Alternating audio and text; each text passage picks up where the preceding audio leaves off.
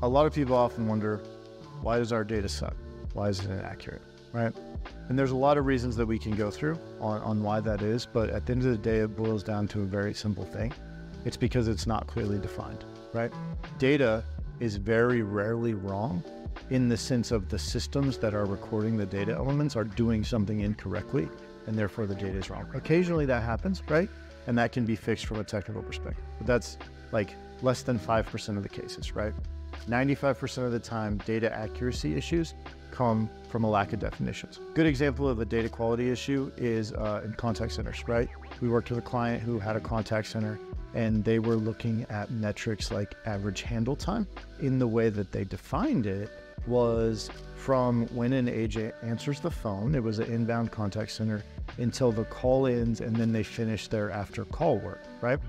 Well, they were a business-to-business company, so they did a contact center, outsourced contact center for customers. And one of the things that they were struggling with is that their clients had a different definition of average handle time, right? And so when their clients would look at numbers, they would come back with different numbers on average handle time for different IVR topics than what the client was reporting in their client reporting. And this would cause a lot of consternation in their conversations with clients, because they weren't on the same page. It wasn't because the data was wrong, right? The system was accurately collecting the elements of the calls, but it was because they never got on the same page as far as what does average handle time actually mean. And that right there is the root cause of 95% of data inaccuracy issues that people are going to struggle with in the business. It's because you haven't built a data dictionary, you haven't sat at a table and clearly defined what a specific metric means.